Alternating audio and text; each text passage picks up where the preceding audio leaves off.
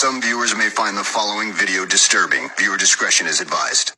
And after 18 hours, unfortunately, the police would find the grisly remains of 13-year-old Tristyn Bailey. The case would quickly turn from a missing persons case to a homicide case. The police, however, would get a call after the discovery of Tristyn's body was found, and that would be from a doctor that lived on Saddlestone Court. Dr. Larry Schoensberg would actually live in Saddlestone Court, and he would actually tell the police that at his home he actually had a security footage camera and would actually donate the footage to the police in order to help them with the investigation. And sure enough, the footage would actually help the police a great deal. Just like the security footage that was found in the amenity center that the police had uncovered looking for Tristyn, on the same very security footage at 1:45, two bodies could be seen walking past the security cameras. They would do a closer look, and it indeed had been 13-year-old Tristyn Bailey and 14-year-old Aiden Fucci. This is where they would notice something a little bit more disturbing, as they would be walking past the security cameras. And by the way, where this man lived was actually within walking distance of the actual creek of where Tristyn's body was located. They would walk out of sight of camera, and at 3:36 a.m., Aiden Fucci can be seen walking past the security footage again, holding his shoes. Almost 2 hours after he had walked past the security camera at 1:45. So this had given the police more reason to believe that Aiden may know more than what he had led on. The police obviously knew that Aiden was lying, they just didn't know what he was lying about. And with him constantly changing his story, this kind of painted a different picture. As with most of these cases, there's three things that police really want to find out: the where, which they already had, the why, and the who. So the police would ask Aiden Fucci to come down to the station to ask some questions. And the family of Aiden Fucci had been pretty busy for the most part, considering the fact that the Snapchat post that Aiden Fucci had made when he was in the squad car when he was first interrogated had kind of blown up and been forwarded to a lot of different people. And because these people were desperately looking for Tristyn Bailey, the Aiden family was getting a lot of threats over the internet. But Aiden would not be alone when he would walk into the police station. He would be accompanied by his father, Jason Fucci, and his mother, Crystal Smith. Now, while Jason and Crystal would be with their son Aiden in the interrogation room, they had actually been waiting for their lawyer to actually accompany them. And while they were there, it's around this time that the parents began asking Aiden some questions. They would first start by telling Aiden, you know, Tristyn was actually found, to where Tristyn would look up and say, "Oh, is she okay?" Or, "I'm sorry, is she good?" This is where the parents would inform Aiden that she was in fact unalive. This would actually have no effect on Aiden, as he would just look up and go, "Well, how is that any of my business?" And he would actually go on and still go with the claim that she had gotten picked up by drug dealer Carlo. They would start questioning Aiden about when he would run across the yard at 3:30. And not only would they question him, "Well, why were you out so late and why were you carrying your shoes?" To which Aiden would respond to his father that he took his shoes off because those particular shoes gave his feet blisters. And he would just say that he was just walking around looking at the stars. It wouldn't be long after this that Aiden's parents would actually be asked by the police and detectives if they consented to Aiden having a mouth swab done for the investigation.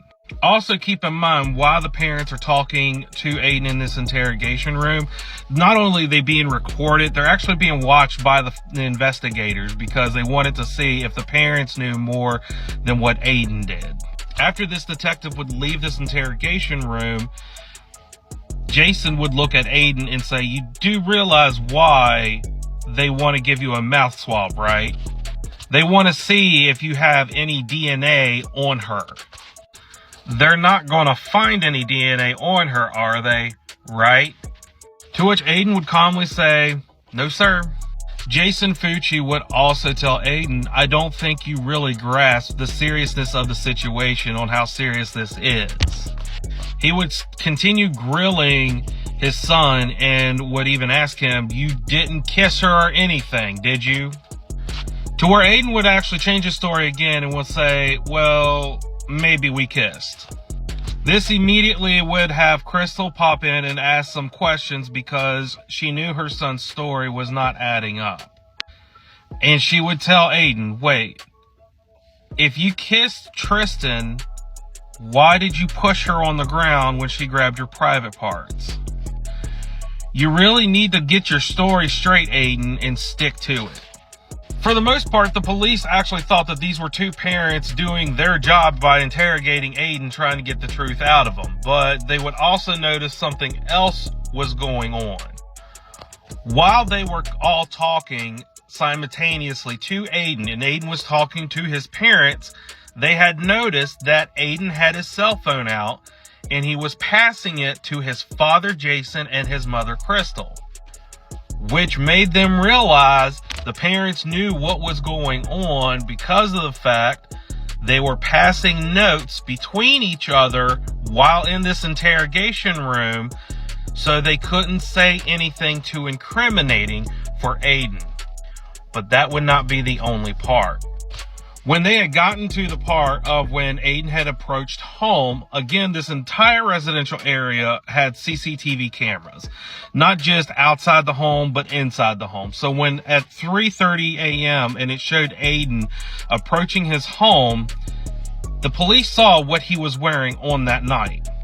Not only did the police see what he was wearing in the prior interview that Aiden had done with the police, he had actually told the police that he had what he had on. He would even tell the police that he had jeans on. This is imperative to this particular interview and conversation between Aiden and his parents. And this would be during the time when they were questioning Aiden if they could find any DNA of Tristyn on Aiden. And he said, no, sir. It's at this point that Crystal would have a very puzzled look on her face and would lean down to Aiden's ear and whisper, blood. And it's at this point that Crystal asks Aiden, hey, you had khakis on, right? To where Aiden would look up and he would nod up and down. It's at this point that the police knew that Crystal was specifically trying to coach Aiden to saying certain things to make him seem like he was innocent. But this would not be the only thing the police found. Because while they were talking and watching Aiden and his parents in this room, the police had actually gotten permission to confiscate and actually go into the home of Aiden Fucci. When they would go into this home, they had actually found in Aiden's room jeans, sweatshirt, and a shirt that had been washed, but they would find traces of blood. And they would check the CCTV cameras, and around the time that the police had first picked up Aiden, they would see Crystal Smith running upstairs, beelining it into Aiden's room, grabbing his clothes and washing it in the bathroom, clearly trying to wash away all of the evidence. She will pay for this very dearly later on down the road. So after the police had confiscated this, they would also find in the drains and where Crystal had washed Aiden's clothes a great deal of evidence of blood in the drains. But they would find out much, much more from an unlikely source. And that unlikely source would actually be the girlfriend of Aiden Fucci, Zofie Bauman.